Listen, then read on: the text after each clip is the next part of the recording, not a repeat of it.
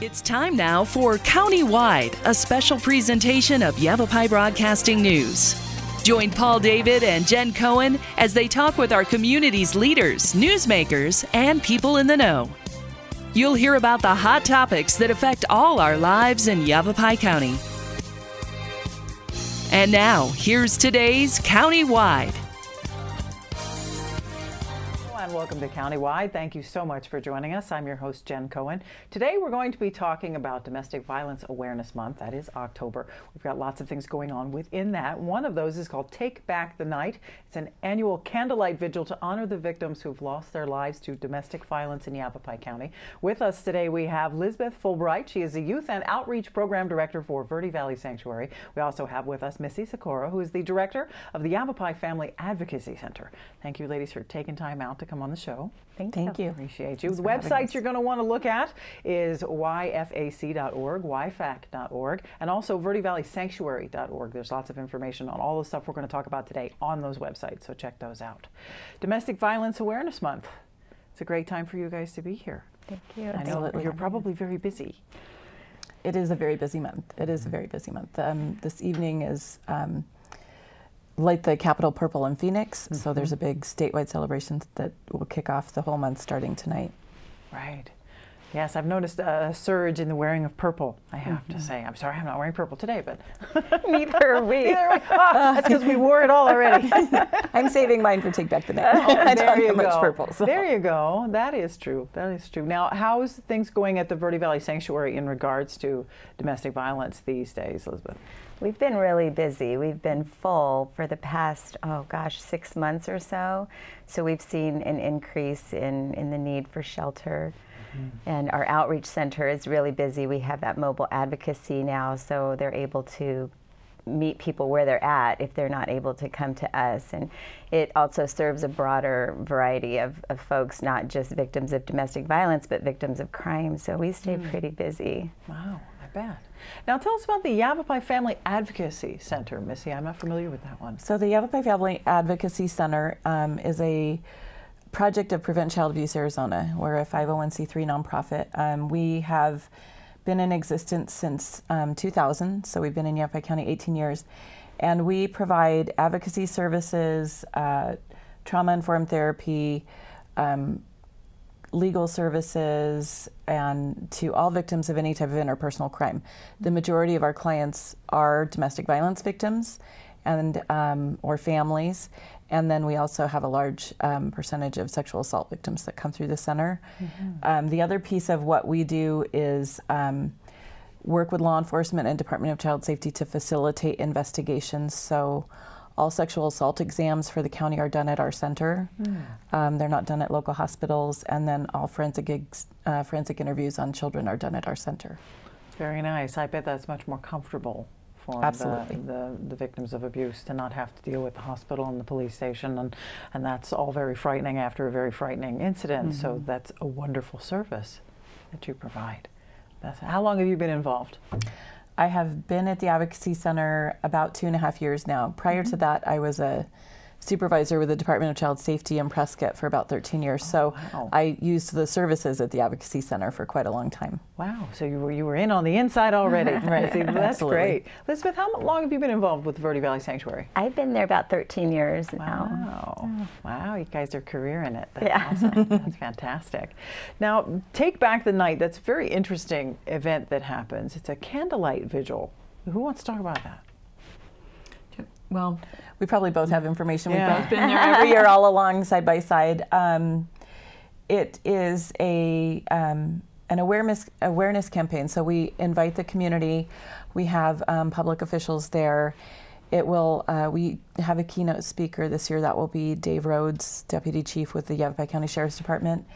And then we also have survivor speakers that will speak to their stories of getting away from domestic violence, and we have a speak out. So we encourage and invite people in the audience to come up, and sometimes they're telling their story for the first time, sometimes they've told it, but it empowers them each time they tell it again. And we have lots of advocates on site who are identified with tags, so if anybody needs to connect with someone and speak to them. And then the candlelight part is we will have a moment of silence and light a candle for each person who has been the victim of a homicide due to domestic violence in Yavapai County for the past 10 years. We go back 10 years. Wow. Oh my gosh, who compiles those figures, that number? Where does that come from? One of my people at my center compiled that with her partner at the Yavapai County Victim Services Office. Wow. Do either of you know that number? Last year we had 13, I believe it's going to be 13 or 14. There's some trickiness in there may be more victims, but we can't announce their names until the case is completely adjudicated against the suspect. And as we all know, sometimes those cases can take years to make their way through the court system. That is true. Yeah. And in addition to that, we have a whole array of resource tables of just within Yavapai County, all the information that anyone might need. And I want to say that last year, I believe it was last year, we came on here and talked about this event as well, and someone came to that event and they said that they had heard me and Jenny on here talking about it and on the radio, and they said, we just had to come and you sounded so nice and the information you gave. And so I just thought, oh, that's great. That is great. Well, you are so nice. I can vouch. They're very nice. Thank you. Now, Take Back the Night is happening on Wednesday, October 3rd at the Prescott Valley Civic Center from 5 p.m. till 6:30. That's a wonderful location to have something. How many people attended last year, do you think? About 150, Wow. maybe a little more. Wow, very good. It grows each year. This will be our 5th annual Take Back the Night. I believe 5th or 6th. I want to say 6. 6th, you're right, she's right, 6th. That it will be our 6th annual. I knew it was wrong when it came out of my mouth. So. Hate when that happens. And we end with a march around the entire center. We have these lights that we hold, and we all march, and we're led by some of the volunteer police office. Yeah, they have their little T3 things they stand up and drive on and take us around the march. And we get lots of honks and waves from passersby in their cars, and I bet it's very powerful. It is. You know, seeing that it's going to move people to take action or to speak out or share their story. I bet that whole evening is very powerful. Nobody's going to leave the same. And it's right next to the Prescott Valley government building, and they're very supportive, and they light their building purple. Their big 4-story building, they light it purple every year. Very nice. Which is really bright and nice and can be seen from anywhere in Prescott Valley. Wow. So that's lovely. Well, that's amazing. And there's no charge to get in. Oh, yeah, absolutely. Right. We have cookies and coffee, I think, cookies and water for sure. Coffee and water. Yeah. Coffees and cookies. Step One Coffee House is providing those this year, so that's fantastic. And that's actually part of Stepping Stones, the domestic violence shelter over in the Prescott Valley area. Right. Yeah. There's a lot of wonderful support here in the Verde Valley, I've noticed, for lots of different things, but domestic violence in particular, it seems we've really got that figured out in here, and the support is still growing, and people are becoming more aware, and everyone knows now that October is Domestic Violence Awareness Month, so that's great. Check out Take Back the Night. That's happening on Wednesday, October 3rd at the Prescott Valley Civic Center from 5 to 6:30. Go to YFAC.org or VerdeValleySanctuary.org, and you'll find out some more information. We're talking with Elizabeth Fulbright, the Youth and Outreach Program Director for Verde Valley Sanctuary, and Missy Sikora, the Director of Yavapai Family Advocacy Center. More Countywide coming at you, so don't go away. We'll be right back.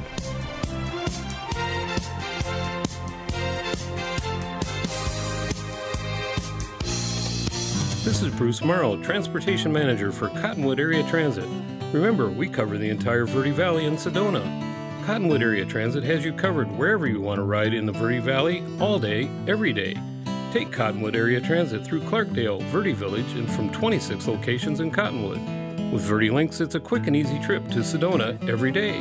Don't forget our connectors to Camp Verde. Visit cottonwoodaz.gov for Cottonwood Area Transit and take a seat. Let's go ride. How I define making? In the broadest possible terms, it is making something extant in the world that didn't exist. Everybody who's ever made anything is bringing something into fruition for a reason, and that act in and of itself makes us stewards of our culture. It's something that we're talking about. It's a response. actually, it's telling a story. That's really what it is. And I include everything that could be made: painting, sculpture, welding, all of that. Yellow is positive. When a kid gets their hands on the world and learns that they can make their fantasy play, that they can make their reality, that's power.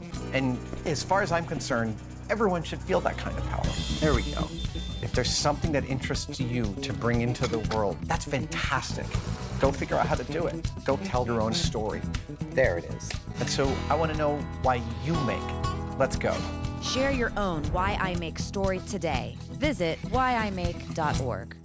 150 over 90. 180 over 111. 160 over 110. I had a stroke. This is what high blood pressure looks like. You might not feel its symptoms, but the results from a stroke are far from invisible or silent. If you've come off your treatment plan, get back on it, or talk with your doctor to create an exercise, diet, and medication plan that works for you. Go to loweryourhbp.org. If I would have followed a treatment plan, I would not be in this situation.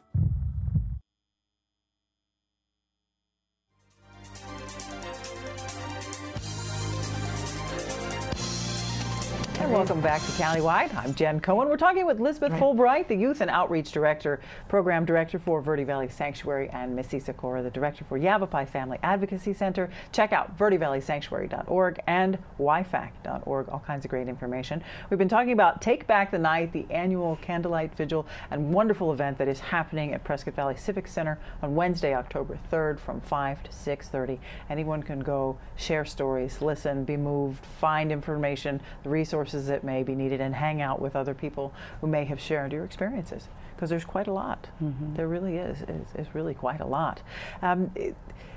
Tell us, if you can, Missy, there's a lot of national studies done about all kinds of things, but as far as it pertains to domestic violence and how that works, because we're noticing, what seems like an upswing in numbers. However, there's some of it that's now finally people are speaking out and feeling more comfortable with reporting things. Elizabeth, when we have all these different places now they can now report it, it makes the numbers look, wow. Well, and even the Me Too movement regarding sexual assault, it's just, it brings about an awareness about women empowerment, victim empowerment, and just that, nobody really needs to be the victim of abuse. So that does always increase the number of reports everywhere. Domestic violence in particular, as we were saying earlier, we know that a woman will leave that situation an average of 7 times before she will be able to leave for good and stay away from that situation. And I want to clarify, it's not only women that are victims of domestic violence. We certainly have had male victims come through the center as well. We have victims of elder abuse, which if their caregiver's living in the home is still a form of domestic violence. And then, one of the underserved populations are the children. I believe that a lot of people that have domestic violence going on in their home tell themselves the kids were asleep, or they were in the other room, or this didn't affect them because they weren't present, but it does affect them. And we know that. There's a lot of studies around the specific type of trauma that causes to children just to be in that unhealthy and unsteady home environment. That's where they're supposed to feel safe and secure. Right. And if they know there isn't safety and security among their caregivers, then there's no way they can find that stability. So. Absolutely, and no matter what the brave face you put on, your kids know. Oh, they know you better than anybody. They know. You can smile and say everything's fine, but those kids know. Now, can you explain to us, Elizabeth, because domestic violence, people automatically think spousal abuse.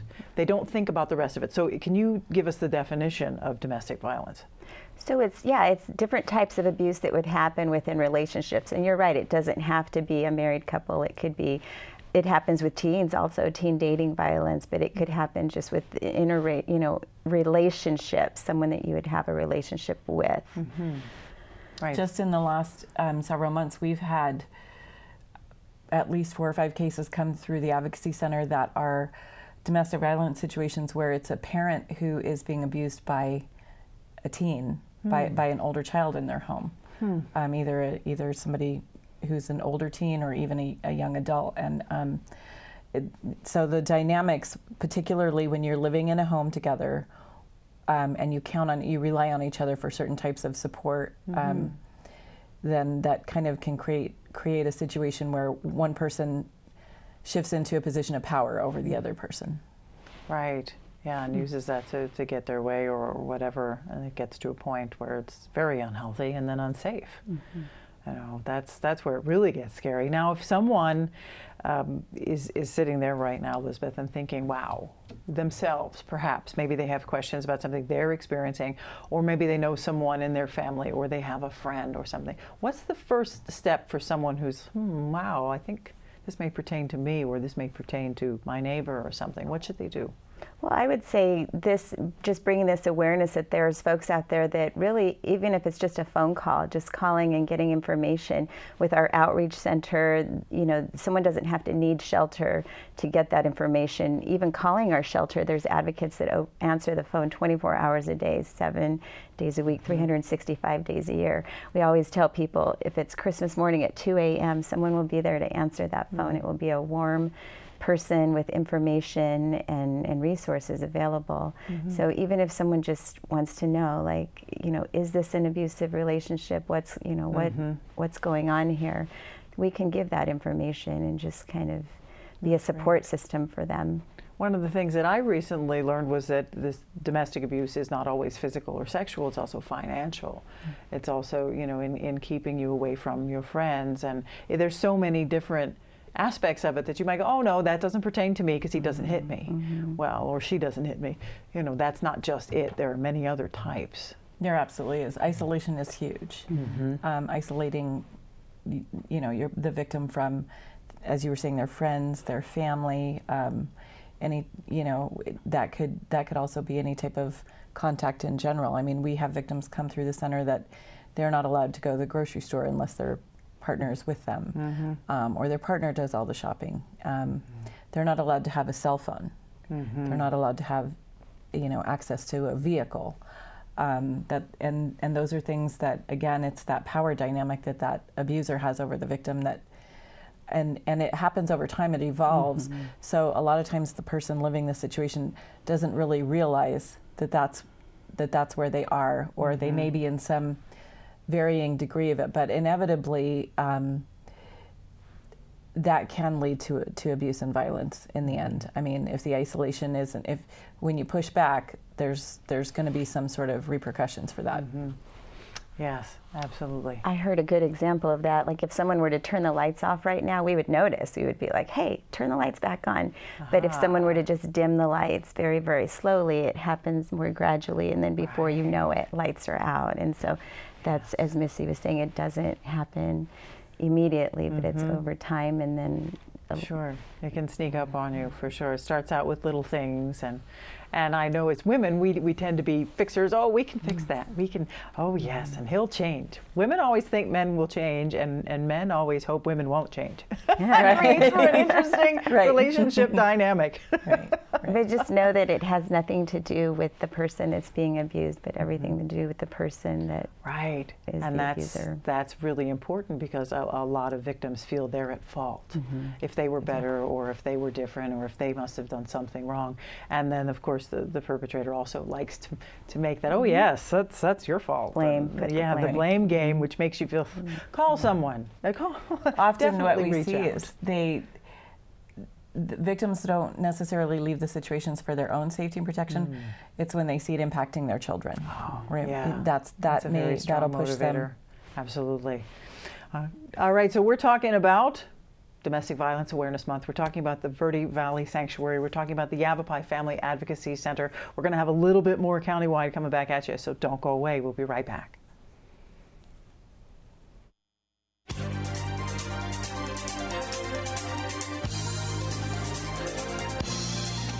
It appears these hot ashes are about to be dumped, which could possibly start a wildfire. How will Smokey deal with such a hot situation? The garden hose defense.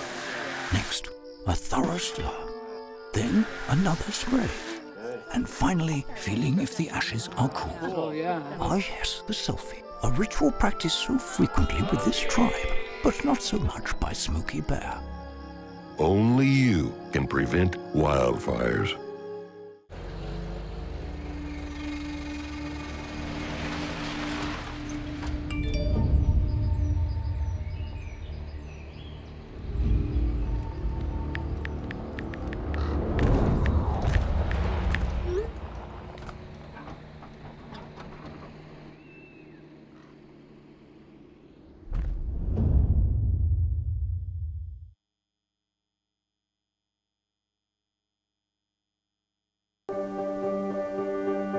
Being prepared is a part of who you are. But it's especially important in the case of a disaster.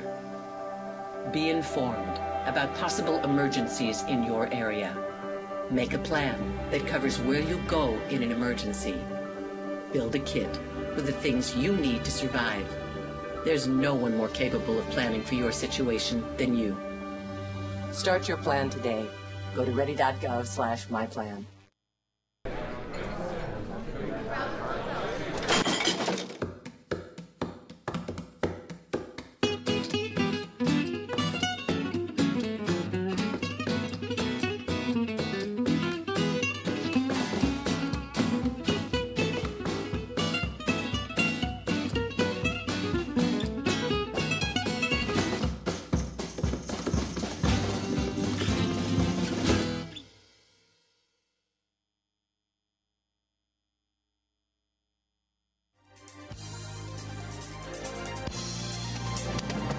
And welcome back to Countywide. I'm Jen Cohen. Just a few seconds left. We're talking about Take Back the Night, the annual candlelight vigil to honor the victims who have lost their lives due to domestic violence in Yavapai County. There's all kinds of information available for you, coffee and cookies and conversation. It'll be really moving and enlightening. If you yourself have experienced it, know someone would like some more information, Wednesday, October 3rd at the Prescott Valley Civic Center from 5 to 6:30.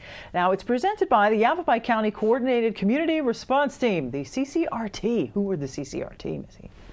A lot of people. It's actually over 150 members that belong to the CCRT, and it's county-wide, but it started out with the Family Violence Unit had a grant to start this coordinated community response team, and so they really just reached out to anyone that would be working in the field of domestic violence. Wow. Absolutely. So we have representatives from most of the law enforcement jurisdictions, if not all. There's 13 law enforcement jurisdictions. And then we have representatives from Veteran Affairs, from Adult and Juvenile Probation, from Victim Services with the county, the food bank, mental health representatives, all the Verde Valley Sanctuary, Stepping Stones, and other shelters that we have in our area. Colleges, we have colleges, Yavapai College, Yavapai College, Embry-Riddle, and Prescott College. So it really is a team. Yeah, it is. It's an awesome team. It is. We bring in trainers on different topics just to make sure we're all up to date on the most available resources in our communities or information regarding domestic violence. So it really has. We've been around 7 years, I believe, and it really has, in my opinion, helped make an impact in our whole county regarding domestic violence and the awareness and getting the word out to people. And the networking, we've all networked great. Yeah, that is extremely powerful. The networking between all those organizations in one place, combining their efforts, incredibly powerful. Wow, that's great. So that's a wonderful team to have around you when you do this event. And of course, if anyone has any questions about anything, check out the website, give them a call. That night's going to be a great night to come forward and ask questions. Everybody who's anybody is going to be there, as far as if you have questions for something or need some support in some way, or just want to find out if what you're experiencing or your neighbor is experiencing is domestic violence. You might be shocked at what falls in that category. So, absolutely. Yeah, thank you very much for being here. Really for appreciate both us. of you and what you're doing, for everyone, for women, children, men, everywhere experiencing domestic violence. It's extremely powerful what you've chosen to do for work, and I absolutely appreciate it, and I know lots of other people do. Make sure you go to verdevalleysanctuary.org. Lots of information there for you on all the things going on, outreach centers, information. Go to yfac.org, yfac.org. Lots of information for you there on the Yavapai Family Advocacy Center. You can look up the Yavapai County Coordinated Community Response Team, really amazing group of people there. And of course, go to Take Back the Night. That's happening on Wednesday, October 3rd at the Prescott Valley Civic Center from 5 to 6:30. Definitely take the step. If you need some help, definitely get it. If you have questions about someone in your family, definitely call someone. Doesn't hurt to call. You never know. Yes, absolutely. Thank you. Missy Sikora, the director, the Yavapai Family Advocacy Center, and Elizabeth Fulbright, the Youth and Outreach Program Director for Verde Valley Sanctuary. That's all the time we have today. That's Countywide. See you next time.